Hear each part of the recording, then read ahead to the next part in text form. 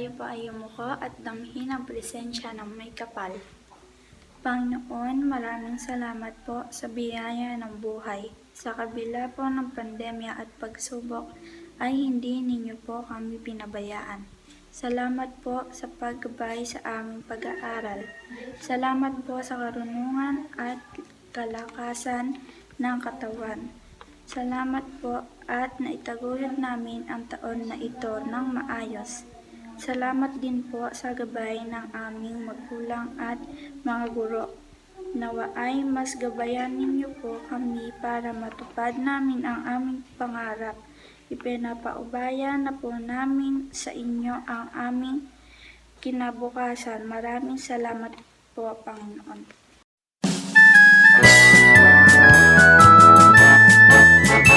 Ang gitnang puso'y katangi-tangi sa dibdib ng ating lahi. Siya'y nangunguna sa lahat, kung kaunlaran siyang hangat. Itong riyon, tatlo'y pagkaibigin, na siyang dangal ng bayan natin. Tanghalin siya't ating awitan, kamanyang ay ating ialam. Ang gitnang puso'y katangi-tangi sa dibdib ng ating lahi. Siya'y nangunguna sa lahat, kung kaunlaran siyang hangat. Itong riyon, tatlo'y pagkaibigin, na siyang dangal ng bayan natin.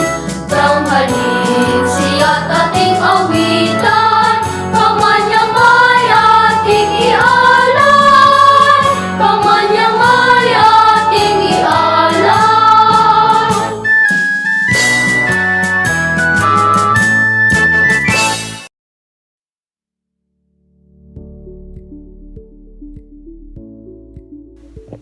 To our beloved Schools Division Superintendent Jesse D. Ferrer, Seso 5.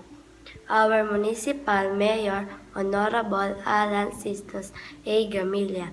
Our Barangay Captain Honorable Rolando B. Aguilar. Our School Head Ma'am Marinel M. Nadura. Our dear teacher, parents, and classmates, magandang buhay. Thank you for your encouragement and sacrifices. I also want to thank all the parents, family, friends for their love and constant support, as well as the faculty of Labi Elementary School for their guidance and patience. We truly owe you a lot. It is my very great pleasure to welcome you all the virtual graduation of Labi Elementary School, and I extend my warmest congratulations to the entire batch of school year 2020-2021.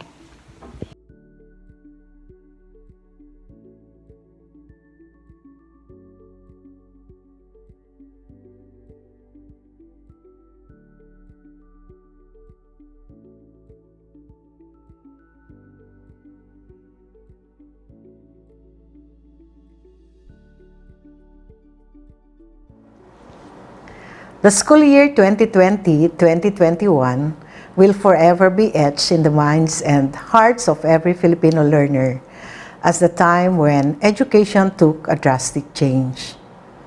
The classroom suddenly was no longer the physical structure in the school, but the virtual platform on the internet or a learning space at home. Teaching did not include anymore the chalk and the blackboard, but distance learning activities like online classes, radio and TV-based instruction, and self-learning modules. And yes, the teacher was not only limited to sir and madam, but it also meant the learners' parents and guardians at home.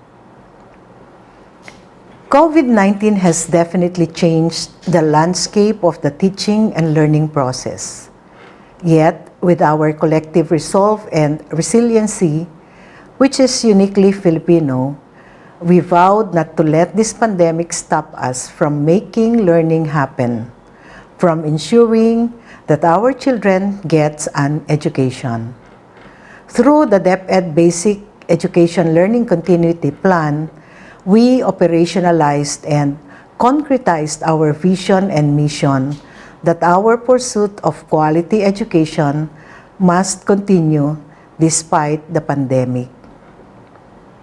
My dear graduates, completers, and academic awardees of school year 2020-2021, you are the products of this unique period in our nation's education history when we were faced with a tremendous challenge in our learning delivery.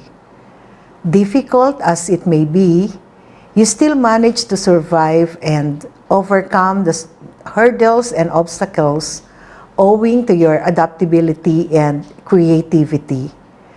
This alone makes you winners, game changers, and trailblazers.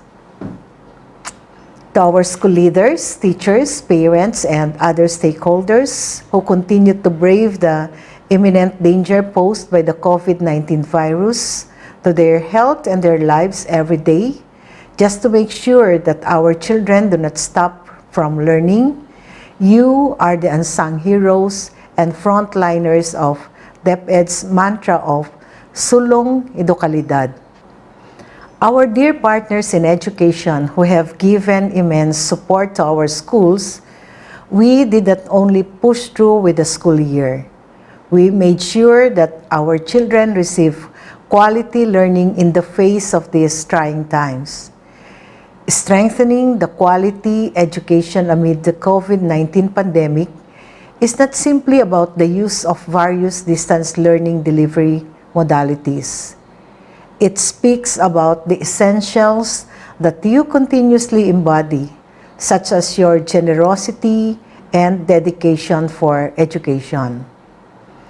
To encapsulate it in one word, it speaks about our common goal to provide the learning opportunities for our children amidst these trying times.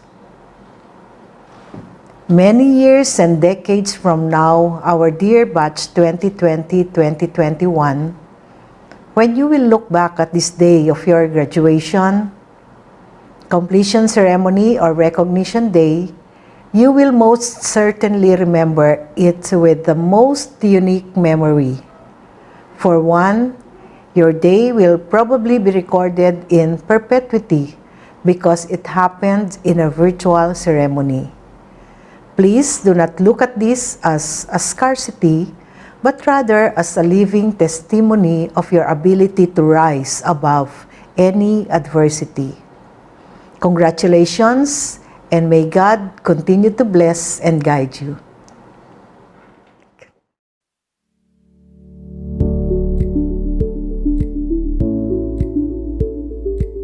Isang mapagpalang araw po sa ating lahat, SDO Nueva Ecija.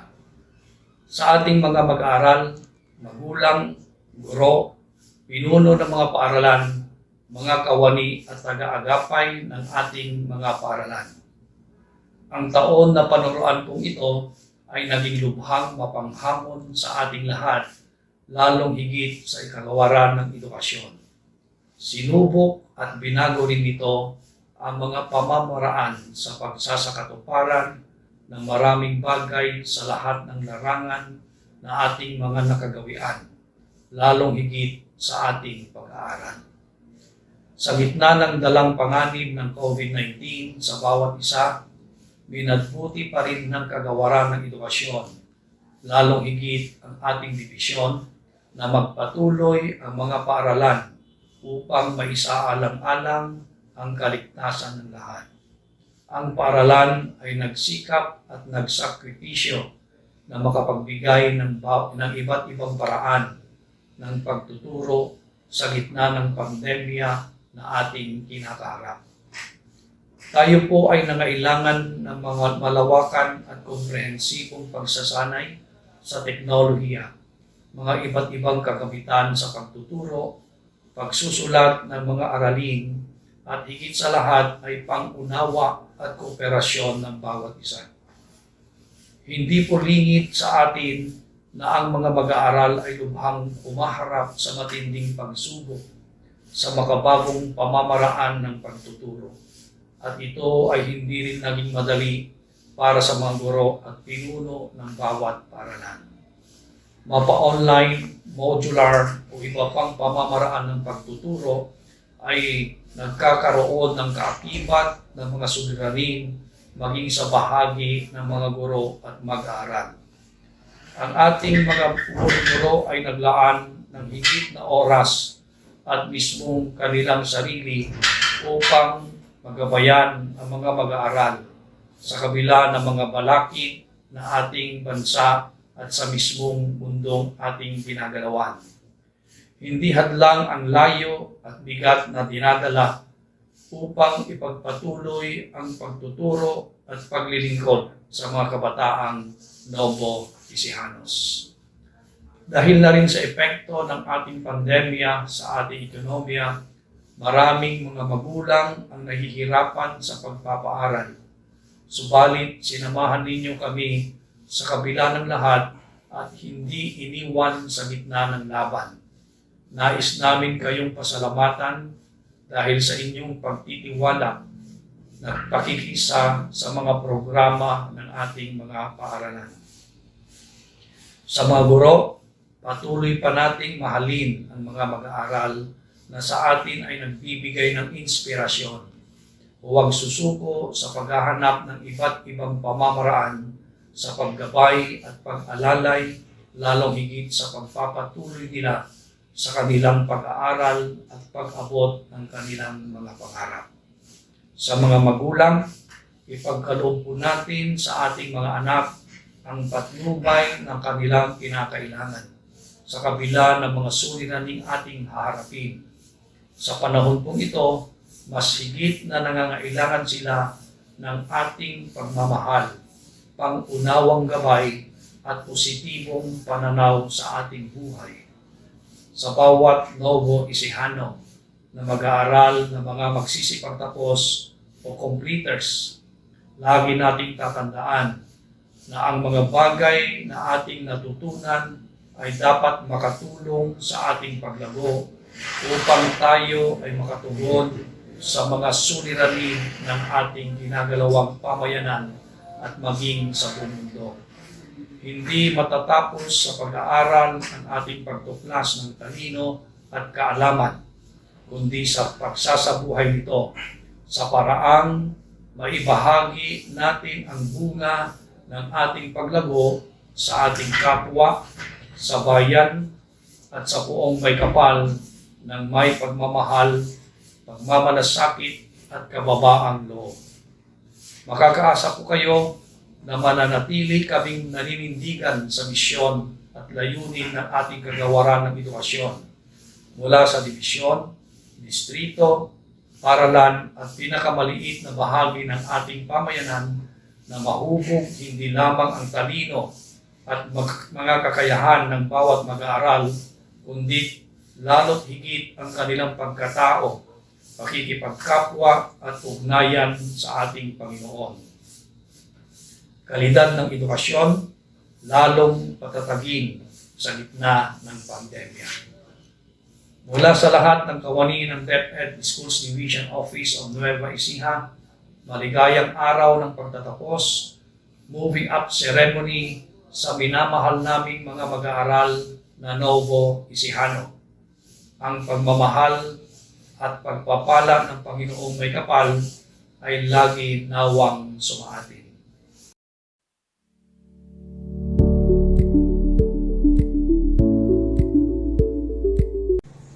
Our Schools Division Superintendent, Sir Jesse Dancel Ferrer, our Assistant Schools Division Superintendent, Dr. Mina Gracia Acosta, and Sir Ronilo Hilario, our SGOD Chief, Sir Luis Calizon, and our CID Chief, Dr. Jane Garcia, and of course, our Municipal Mayor, Honorable Alan Sistos Gamilla, parents, graduates, ladies and gentlemen.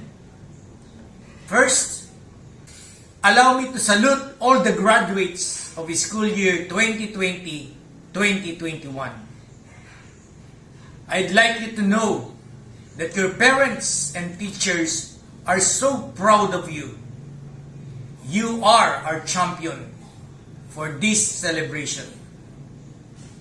Many of you are frustrated in the cancel of face-to-face or traditional graduation ceremony to switch on to remote or virtual celebration. But believe me, your batch is now part of our world history to experience this eccentric graduation program. In the midst of this global change brought by pandemic, we realize many things. On this day, I realize how resilient you are, that you are able to succeed in moving forward to your dreams despite of impediments in this new normal of studies. Congratulations! You deserve to celebrate. Pursue your studies that will make you globally competitive. Reach your dreams and always remember a tree bent to where it is inclined. Once again, salute to all the graduates. Congratulations! Mabuhay po tayong lahat.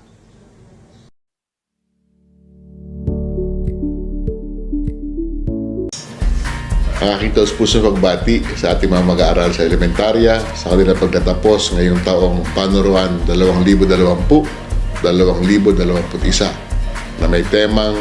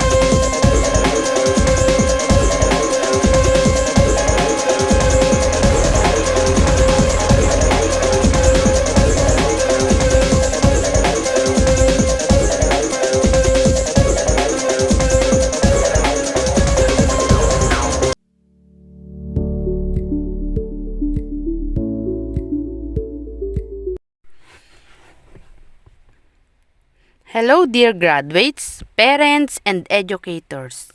It is indeed a challenging year for all of us, embracing the third triadic mode of education, the most crucial in the history of the department. Pero kinaya natin. Nagtagumpay tayo na makapaghatid ng dekalidad na edukasyon sa gitna ng pandemya. I would like to take this opportunity to thank all the teachers for their commitment, hard work, and dedication. The threat of being infected by the virus did not stop them from fulfilling their duties. We have proven that COVID-19 pandemic is not a hindrance to meet our ultimate goal, to deliver inclusive and quality education for all. To our partners in education, our dear stakeholders and Brigada Heroes, thank you po sa mga tulong at donasyon ninyo sa ating paaralan.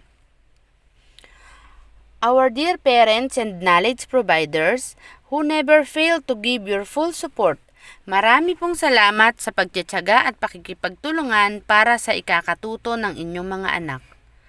Graduates of 2021, I am certain that you are all strong enough to surpass the challenges that will come in your way because of the experiences you have encountered in this most difficult academic year. Strengthening quality education amidst COVID-19 pandemic is a great achievement for my fellow educators, dear parents, stakeholders, and especially to all of you, graduates of school year 2021. Congratulations and may God bless us all.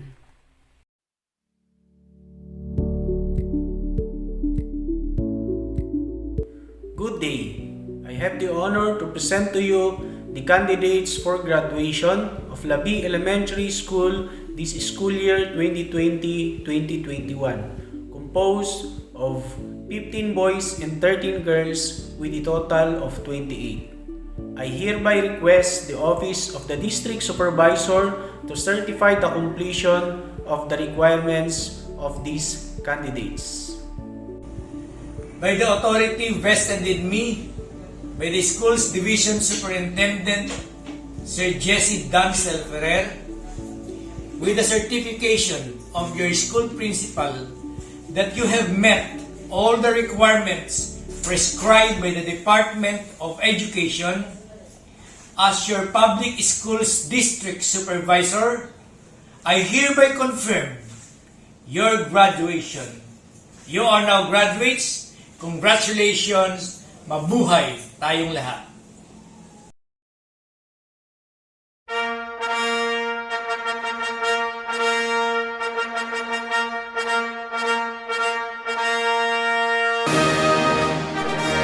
Briggs B. Kahawigan, son of Mr. and Mrs. Benjamin Kahawigan. His ambition in life is to become a soldier.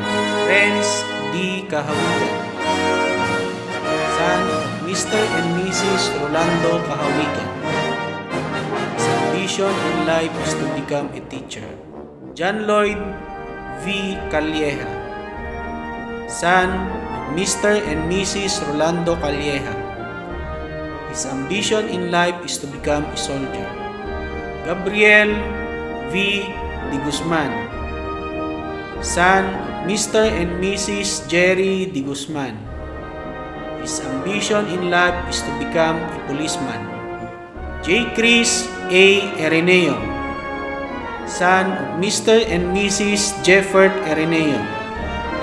His ambition in life is to become a teacher.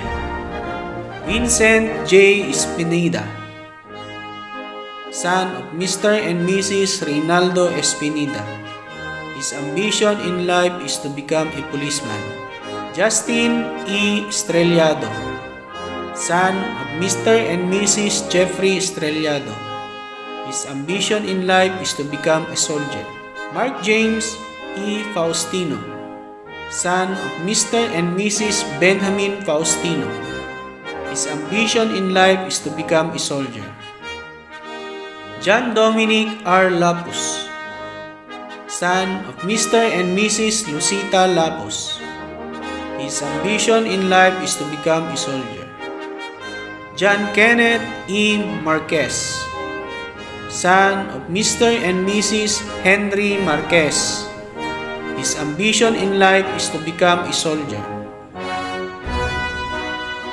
Arnold D. Nunez, son of Mr. and Mrs. Armando Nunez. His ambition in life is to become a soldier. Christopher U. Nunez, with honors, son of Mr. and Mrs. Rainer Nunez. His ambition in life is to become a soldier. John Marky E. Nunez, with honors, son of Mr. and Mrs. Marvin Nunez. His ambition in life is to become a soldier. Jasper K. Rodriguez, son of Mr. and Mrs. Felix Rodriguez. His ambition in life is to become a soldier. Jaden E. Sabaria, son of Mr. and Mrs. Jolbert Sabaria. His ambition in life is to become a soldier. Francesca Nicole Abiog, daughter of Mrs. Melba Abiog. Her ambition in life is to become a nurse. Ricades L. Bermosa, daughter of Mr. and Mrs. Fernando Bermosa. Her ambition in life is to become a teacher. Apple Jen M. Catadina, with honors, daughter of Mr. and Mrs. Apolonio Catadina. Her ambition in life is to become a doctor. Elaine F. Contante, with honors, daughter of Mr. and Mrs. Alan Contante. Her ambition in life is to become a flight attendant.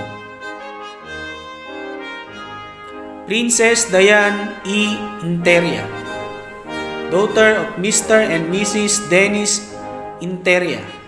Her ambition in life is to become a businesswoman.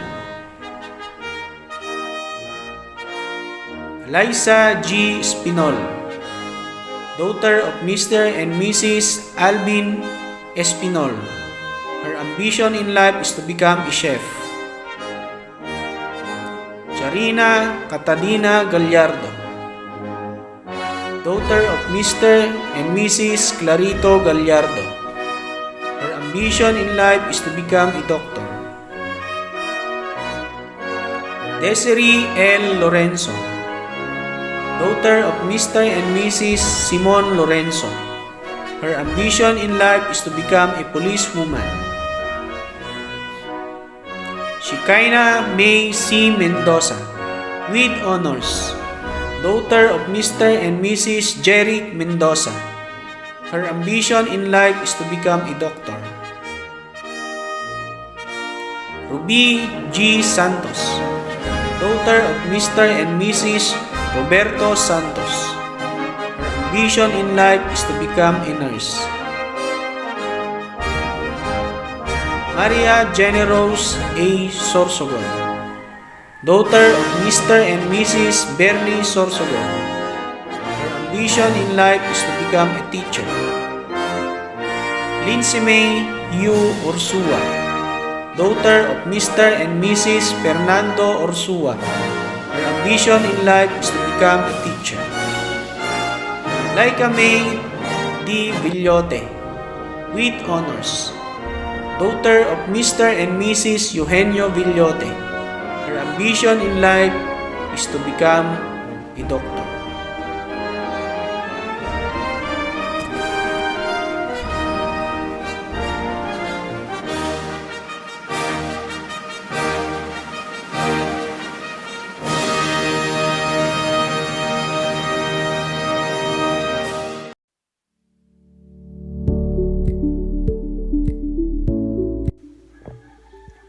To our ever distinguished Schools Division Superintendent of the Division of Nueva Ecija, Sir Jesse D. Ferrer, Supervisor assigned in Bungabon, Sir Rogelio S. Bue, the teacher in charge of our school, Ma'am Marindel M. Nudura, to the Honorable Mayor Alan Sistus Gamilla, and the teaching force of Labi Elementary School headed by Sir Walter Catores, guests, fellow graduates, and to our dear parents, a beautiful and pleasant morning to all of you. Today, together with my batchmate, celebrate our success after all these years of hardship, struggle, and perseverance. We reminisce the challenges that stood before us during this time of pandemic as we savor the victories that came upon our hands. His achievement you have today is the fruit of our labor. And I know we can get to this point if not because of our supportive parents and guardians, who were always there to guide us, to our dedicated teachers for their unmeasurable patience and passion in teaching us. Moms, sir, we learned a lot of things from you which we will value as we continue getting through our dreams. To my fellow graduates, we end up one glorious chapter of our lives, and a new one will begin. New adventures, new friendships, new series of struggles, but with the things we learned from Labi Elementary School. Let's keep boldly stepping towards the fulfillment of our dreams and aspirations. This quotation I bravely agree. Hindi natitinag ang pusong Pilipino. Talks mainly on our ability to cope with whatever trials comes on our way. Napatunayan natin sa buong mundo na kahit ano pa mang kalamidad at pandemya ang dumating sa atin ay nagagawa pa rin nating ngumiti at tumawa. Naipakita natin sa buong mundo na sa gitna ng lahat ay hindi tayo nawalan ng pag-asa.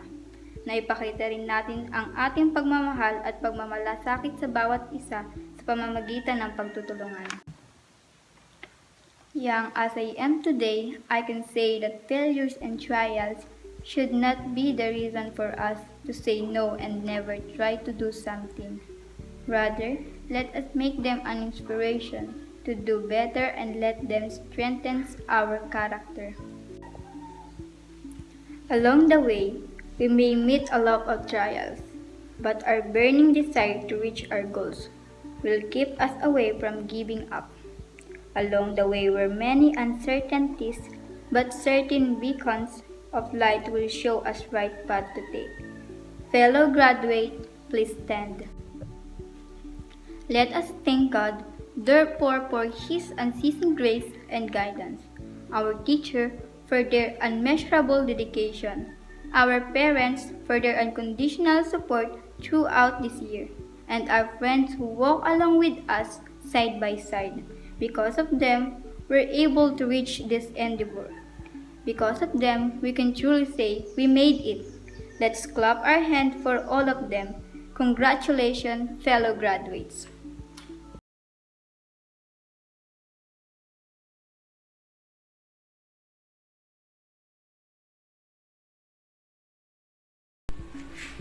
Before we close this graduation ceremony, I would like to take this opportunity to say thank you on behalf of parents, teachers, associations, school year 2020-2021. To all the graduates, I commend you for the hard work you put reaching what you have achieved today. Congratulations to all the parents who served as the pandemic teacher. Thank you for your unending support and sacrifices. The big teaching force, thank you for your dedication, passion, and encouragement that we can do all things through unity and good communication. To all the officials in the Department of Education, headed by Secretary Leonor Magtolis Briones, thank you so much for this significant year. You made it possible. Let us celebrate this day with rejoicing and thanksgiving.